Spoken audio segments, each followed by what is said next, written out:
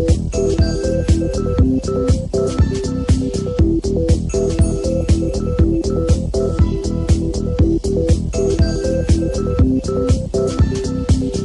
Friends, welcome to channel masters of botany. Again मैं हूं आपका दोस्त विनय कुमार सिंह। इस वीडियो में हम जानने वाले हैं methods of pair wise sequence alignment. ठीक है, तो दो टाइप के आपके सिलेबस में हैं। एक है आपका डॉट मैट्रिक्स मेथड और सेकंड में आपको बताऊंगा डायनेमिक प्रोग्रामिंग के बारे में। ठीक है, अब ये जो है ये सारे जो हैं मेथड्स हैं जो कि जब भी आप कोई कंप्यूटर प्रोग्राम यूज़ करोगे उसमें इंटरनली ये काम करते हैं। ठीक है, हम इसको खुद से मैनुअली नहीं करते हैं, ये अपने आप खुद से होता है कंप्यूटर द्वारा। उसमें सारे एल्गोरिथम्स वगैरह, उसके फंक्शंस वगैरह सेव है उसमें, वो अपने आप से काम करता है। पर ये कैसे काम करता है इसका हम ब्रीफ में आइडिया लेंगे। ठीक है, तो मैं यहाँ पे आपको सॉफ्टवेयर में वो कैसे क्या करता है वो नहीं दिखाने जा रहा हूँ ना, तो मुझे एक्चुअली इतना खुद इसके बारे में नॉलेज है, मतलब काफ़ी डीप में नहीं, पर आपको जितना आपके बीएससी के सिलेबस में है उस हिसाब से आपको कितना जानना चाहिए वो मैं इस वीडियो में आपको ब्रीफ कर दूंगा। ठीक है, तो आपको ध्यान ये देना है कि जो मैंने आपको सीक्वेंस अलाइनमेंट के बारे में बताया था, pairwise sequence alignment, and there is one more thing which is multiple sequence alignment, जिसमें से पेयर वाइज जो सीक्वेंस अलाइनमेंट होता है ये इसके टाइप से पेयर वाइज सीक्वेंस अलाइनमेंट के एक तो मेथड है आपका डॉट मैट्रिक्स मेथड जो आपके सिलेबस में है। ठीक है, तो हम सबसे पहले बात करेंगे डॉट मैट्रिक्स के बारे में। तो अगर हम आ जाए डॉट मैट्रिक्स के बारे में तो इसको एक और नाम से जाना जाता है जिसको हम बोलते हैं डॉट प्लॉट मेथड। ठीक है, और ये एक ग्राफिकल मेथड है। ग्राफिकल मतलब जैसे ये यहाँ पे ग्राफ बना हुआ है जिससे हम सीक्वेंस का अलाइनमेंट करते हैं, और जहाँ पे ध्यान में रखिएगा आप दो सीक्वेंसेस का क्या किया जाएगा, कंपैरिजन किया जाएगा, क्योंकि ये पेयर वाइज सीक्वेंस अलाइनमेंट है। And the main point of the pairwise sequence alignment is here we use only two sequences. जो ये दो सीक्वेंसेस है आपके, इसको हम प्लॉट करते हैं एक दो डायमेंशनल मैट्रिक्स में। ठीक है, 2D मैट्रिक्स में। और यहाँ पे क्या होता है, जो दो सीक्वेंस हम कंपेयर कर रहे हैं उसको हॉरिजॉन्टल और वर्टिकल एक्सिस पे क्या करते हैं, हम प्लॉट करते हैं। हॉरिजॉन्टल एक्सिस की बात करें तो इधर का साइड हो गया हॉरिजॉन्टल। ये जैसे ये क्या है, मैंने आपको बताया था ये एक सीक्वेंस है जहाँ पे आप देख सकते हैं आपके ये न्यूक्लियोटाइड सीक्वेंस है, जहाँ पे GATTCT ये TC ये न्यूक्लियोटाइड के क्या है, बेसिस है। G stand for guanine, A stand for adenine, T stand for thymine, और यहाँ पे क्या है आपका वर्टिकल भी सीक्वेंस है। तो सीक्वेंस नंबर 1 यहाँ पे दिया हुआ है, सीक्वेंस नंबर 2 यहाँ पे दिया हुआ है। एक हॉरिजॉन्टली प्लेस्ड है, एक वर्टिकली प्लेस्ड है, और एक तरीके का क्या है, ग्राफ है जिसे हम बनाते हैं ना ये कॉलम और रो वाला, वैसे ही है, पर यहाँ पे कॉलम रो एक्चुअली दिखाई नहीं दिए गए हैं। सो यहाँ पे क्या होता है इस मेथड में, हर रेसिड्यू, इसको एक इंडिविजुअल जो बेसिस है उसको रेसिड्यू हम बोलेंगे।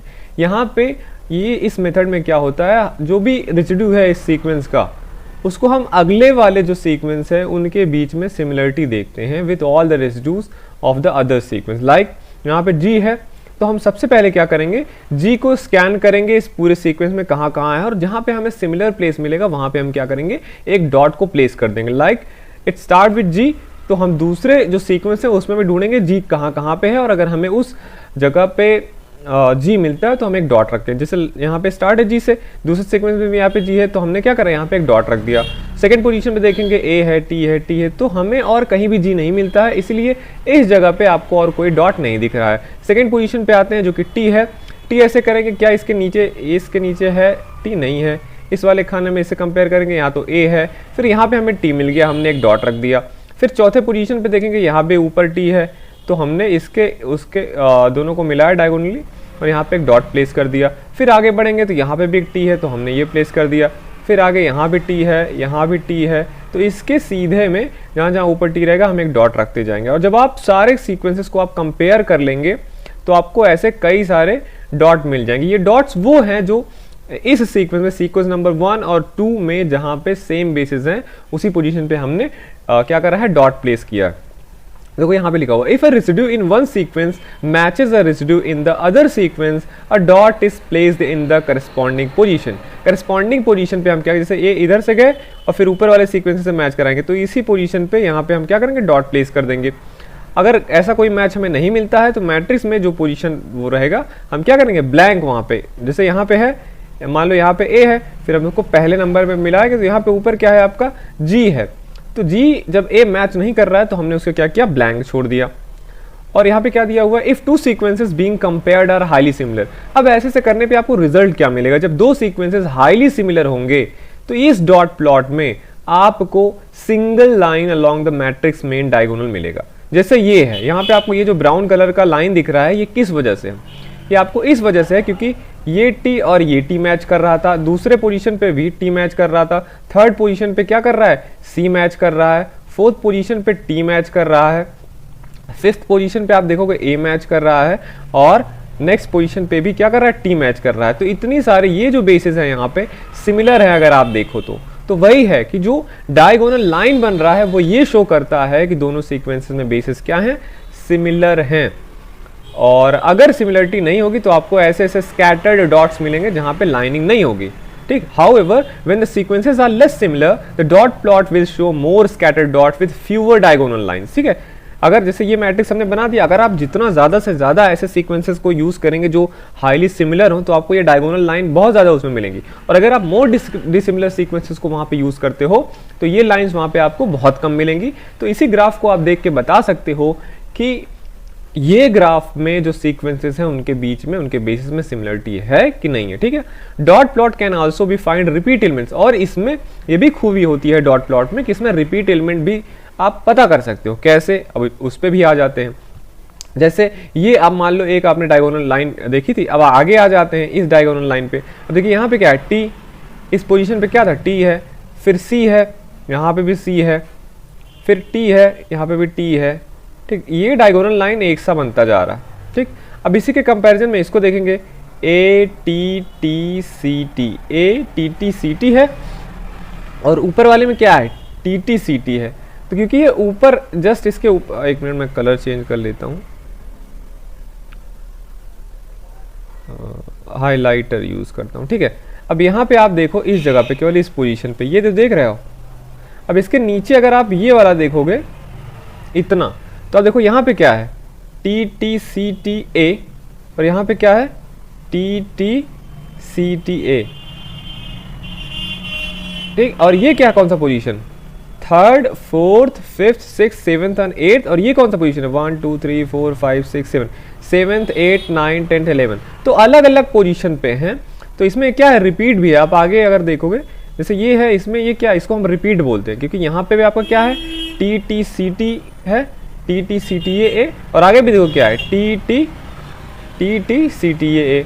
तो यही इसमें कह रहा है कि इसमें आपको रिपीट एलिमेंट्स भी देखने को मिलेंगे, जहां पे अबव एंड बिलो हम देखेंगे, short parallel lines above and below the main diagonal. आगे वाला हम नहीं देखेंगे, जैसे यहाँ पे ये आप देख रहे हो ना, ये आगे नहीं, अबव एंड बिलो। अगर ये आपको ऐसा कॉम्बिनेशन मिलता है जैसे इसके नीचे है ये अबव एंड बिलो वाला, तो यहाँ पे जैसे यहाँ पे क्या है, देखिए यहाँ पे क्या है, सी टी ए, तो सी टी ए ये देखो यहाँ पे भी है इस पोजीशन पे इधर, ठीक, ये सी टी ए, तो यहाँ पे भी आपको वो चीज़ क्या करें, देखने को मिल रहा है। तो ये था क्या आपका डॉट प्लॉट। अब हम दूसरे पे आते हैं जिसका नाम है क्या, डायनेमिक प्रोसेसिंग। इंक कलर एक मिनट ले लेता हूँ, ठीक है। बी पे आ जाते हैं। दूसरा एक टाइप है डॉट मैट्रिक्स के अलावा डायनेमिक प्रोग्रामिंग। इसमें क्या होता है, डायनेमिक प्रोग्रामिंग जो है तो उसके बारे में आपको उतना ही जानना है उसके बारे में, ठीक, डॉट प्लॉट मैट्रिक्स के बारे में। दूसरे पे आते हैं जो कि है आपका डायनेमिक प्रोग्रामिंग। यहाँ पे भी ऑप्टिमल अलाइनमेंट ढूंढने की कोशिश की जाती है दो सीक्वेंसेस के बीच में, whether they are from protein और they are from nucleic acid, जो कि मैंने आपको बार बार मैंने बताया कि वो डीएनए आरएनए आपके हो सकते हैं। और यहाँ पे कंपैरिजन किया जाता है सारे जो कि पॉसिबल पेयर्स होते हैं उस सीक्वेंस के कैरेक्टर में। अब यहाँ पे ये क्या होता है, डायनेमिक प्रोग्रामिंग का यूज़ हम ग्लोबल और लोकल अलाइनमेंट दोनों के लिए यूज़ कर सकते हैं, ठीक है।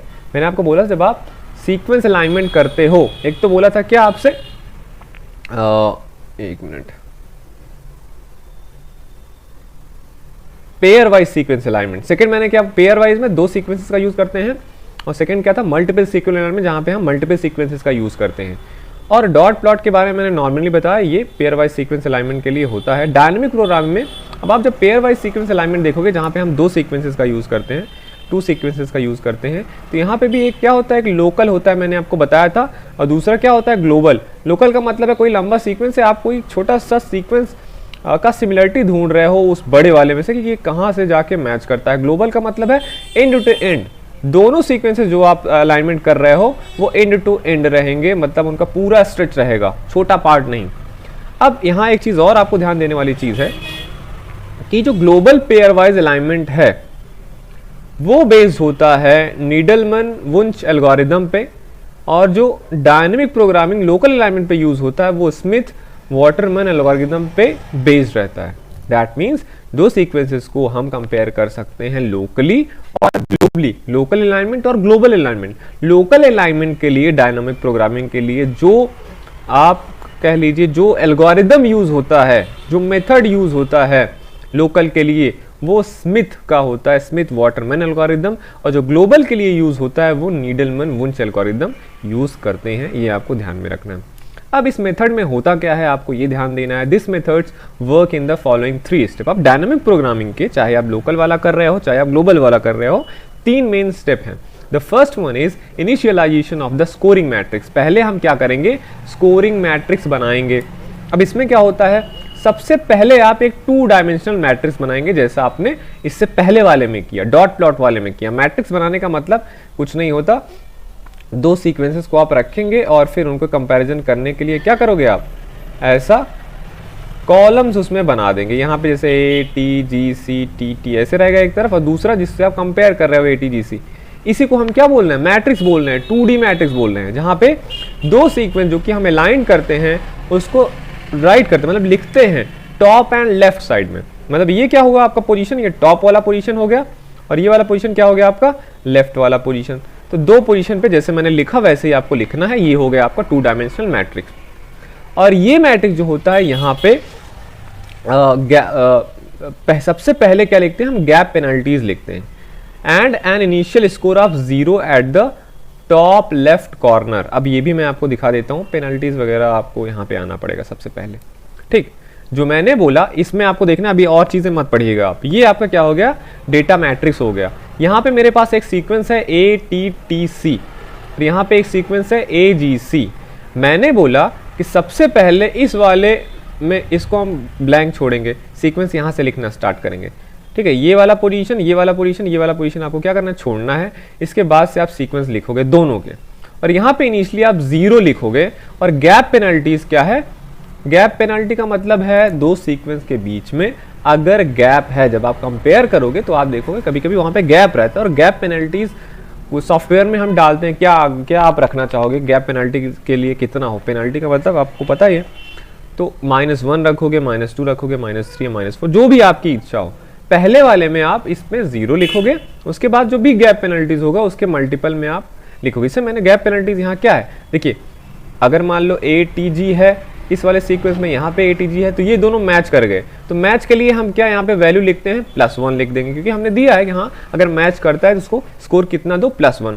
अगर मिसमैच होता है जैसे इस वाले पोजीशन पे, तो यहाँ पे क्या हो, क्योंकि A अलग बेस है, T अलग बेस है, सो यहाँ पे मिसमैच के लिए हम -1 काटेंगे। और अगर गैप होता है, मान लो ATG है दूसरे सीक्वेंस में, यहाँ पे कोई भी बेस ना हो, तो इस कंडीशन में क्योंकि यहाँ पे गैप है तो हम -2 लिख देंगे। पर यहाँ पे एक दूसरा चीज है, पहले में तो -2 लिखेंगे, उसके राइट साइड में 2 बढ़ाते जाएंगे। 3 है तो 3 बढ़ाते जाएंगे, जैसे 3, -3, -6, -9, -12 ऐसे करके। पर यहाँ पे क्योंकि हमारा गैप पेनल्टीज -2 है, फर्स्ट वाले में -2, फिर -4, -6, -8, ऐसे यहाँ पे भी हम 0 के नीचे -2, -4, -6 ऐसे कैसे करते जाएंगे। तो यहाँ पे पहले मैंने क्या बताया कि मैट्रिक्स जो है हम शुरुआत किससे करते हैं, गैप पेनल्टीज से, और एक इनिशियल स्कोर हम पहले टॉप लेफ्ट कॉर्नर पे क्या लिख देते हैं, 0 लिख देते हैं। अब दूसरा इसमें क्या आता है, फिर हम क्या करते हैं, मैट्रिक्स फिलिंग करते हैं विथ मैक्सिमम स्कोर। मैक्सिमम का मतलब, अब यहाँ पे इसका मतलब भी है मैक्सिमम स्कोर जो भी आपको मिलेगा, अभी मैं बताता हूँ कैसे मैक्सिमम स्कोर हम लेते हैं। तो हम मैट्रिक्स का फिलिंग करेंगे, मैक्सिमम जो स्कोर आता है उसको निकालने के बाद। ये दूसरा स्टेप है, इसमें देखते हैं। अब जो आपने जब ये वाला इससे पहले वाला प्रोसेस कर लिया कि हाँ 2 सीक्वेंसेस को आपने टॉप पे और लेफ्ट पे लिख दिया, फिर गैप पेनल्टीज आपने लिख दिया 0 के राइट साइड में, 0 के नीचे साइड में, उसके बाद हम मैट्रिक्स को फिल करेंगे, ये जो, और फिर उसको छोड़ के जो भी बाकी हमारे पास स्पेसेस बचते हैं वो। और वही है कि नेक्स्ट स्टेप क्या है, filling the matrix with scores based on the scoring matrix के बेस पे हम उसमें स्कोर्स डालते हैं। स्कोरिंग मैट्रिक्स जो होता है न्यूक्लियोटाइड्स के लिए, वो कह रहा है यहाँ पे सिंपल होता है। न्यूक्लियोटाइड्स मीन मतलब जो DNA और RNA के सीक्वेंसेस रहेंगे। हम कोई पॉजिटिव वैल्यू लिखते हैं मैच के लिए, जैसे मैंने यहाँ पे +1 बताया आपको, अभी मैंने जो बताया, और एक निगेटिव वैल्यू लिखते हैं मिसमैच के लिए। तो हमारे पास यहाँ पे है कि अगर मैच आता है तो हम कोई पॉजिटिव वैल्यू लेंगे, जैसे मैं +1 ले लेता हूँ। अगर मिसमैच होता है दो बेस पेयर के बीच में तो मैं क्या करता हूँ, -1 ले लेता हूँ। तो ये है। अब एमिनो एसिड के लिए ब्लॉसम और पैम स्कोरिंग मेथड्स का यूज करते हैं, ये बस आप याद रखिए। ब्लॉसम और पैम दो स्कोरिंग मैट्रिक्स हैं जो कि एमिनो एसिड के लिए यूज करे जाते हैं। अब ये जो अलाइनमेंट स्कोर्स हैं इसको कैलकुलेट करने के लिए एल्गोरिदम जो होते हैं, स्टार्ट कहाँ से होता है, अपर लेफ्ट जो कॉर्नर होता है जीरो के बगल में, अभी आपको दिखाता हूँ वहां से, और फिर एक एक रो में हम आगे बढ़ते हैं। ये रो ऐसे ऐसे होता है ना, ये नंबर 1 रो, ये दूसरा, तीसरा, ये चौथा, ऐसे करके, ठीक है। Toward the lower right corner, lower right की तरफ जो कॉर्नर होता है उधर हम बढ़ते हैं। और ये एल्गोरिदम हर सेल में आप अभी देखोगे मैक्सिमम स्कोर फिल हो जाता है, जो कि होता है हम अलाइन जो भी करस्पॉन्डिंग रेसिड्यू रहेंगे उस वाले रेसिड्यू में सीक्वेंस नंबर 1 में, सीक्वेंस नंबर 2 में, उसको अलाइन करने के बाद ये मैक्सिमम स्कोर मिलते हैं। अब थर्ड इसमें स्टेप आता है आपका ट्रेस बैक करने का, जो ट्रेस बैक करता है कि ऑप्टिमल अलाइनमेंट क्या होगा। जब मैट्रिक्स आपका पूरा फिल हो जाएगा तो ये जो एल्गोरिदम है, मतलब जो भी उसमें आप कह लीजिए फॉर्मूला वगैरह लगा हुआ है, वो मैक्सिमम स्कोर के बेसिस पे एक ट्रेस बैक परफॉर्म करता है, जो कि ढूंढता है कि ऑप्टिमल अलाइनमेंट क्या होगा, दो सीक्वेंसेस के बीच में अलाइनमेंट का बेस्ट रास्ता कौन सा होगा। अब ये स्टार्ट होता है, मैंने बताया ऐसे कॉर्नर रहेगा, तो जो यहाँ पे बॉटम का राइट कॉर्नर है यहाँ से करता है और टॉप लेफ्ट कॉर्नर तक ये जाता है, ठीक है। ये क्या हो गया आपका बॉटम का मतलब नीचे, राइट साइड तो आपको पता है राइट का कॉर्नर, और कहां तक जाता है, टॉप लेफ्ट कॉर्नर तक जाएगा। Adjacent cells are examined in reverse order to determine the best path with the highest total score। अब यहाँ पे रिवर्स ऑर्डर यूज करें, यहाँ से स्टार्ट होगा ऊपर तक जाता है और हाईएस्ट जो टोटल स्कोर होते हैं उसको ये ट्रेस करता हुआ जाता है, जिससे हमें ऑप्टिमल अलाइनमेंट पाथ मिलता है जो कि मैक्सिमम स्कोर्स का मिलके बना हुआ होता है। अब यहाँ पे हम देखते हैं, ठीक है। मैं क्या करता हूँ, एक बार इसको मैं वो कर देता हूँ। हाँ, अब आते हैं, अब हम इसको समझाते हैं। इसके बाद वैसे है नहीं, ये लास्ट स्लाइड है, इसी में आपको जो मैंने तीनों स्टेप समझाया वो समझना है, ठीक है। अब हमारे पास मैंने आपको बताया क्या है, दो सीक्वेंसेस हैं यहाँ पे, ठीक। पहला सीक्वेंस क्या है, AATC, तो मैंने AATC यहाँ पे लिख दिया। सीक्वेंस नंबर B है AGC और यहाँ पे गैप है, तो AGC लिख दिया, वो लास्ट वाला मैंने नहीं लिखा, ठीक है।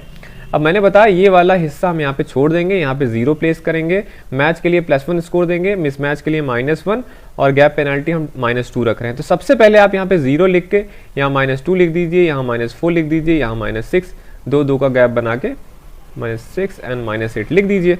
अब उसके बाद हम इस मैट्रिक्स से जो मैंने ऑलरेडी यहाँ पे फिल कर दिया है वो आपको अपने से भरना है। अब इसको कैसे करेंगे, सबसे पहले हम निकालते हैं डायगोनल स्कोर, ठीक है। ये वाला मैं कलर चेंज कर लेता हूं,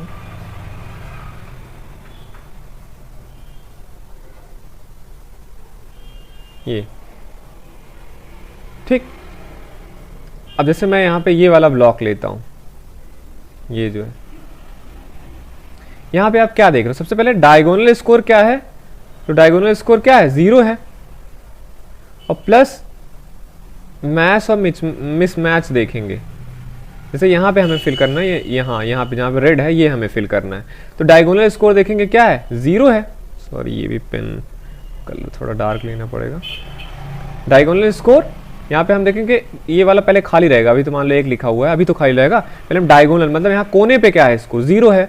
फिर हम देखेंगे A और यहाँ पे A, क्या दोनों बेसिस सेम है, आप बोलोगे हाँ, तो मैच करता है तो क्या लिख देंगे हम, +1 दे दिए, तो कितनी आपकी वैल्यू आ गई, +1। अब इसी पोजीशन के लिए दो और हॉरिजॉन्टल स्कोर और वर्टिकल स्कोर भी आपको वो देखना है, प्लस गैप पेनल्टी को उसको हमें ऐड करना है। हॉरिजॉन्टल मतलब क्या हो गया, ये इधर वाला 0 के राइट साइड।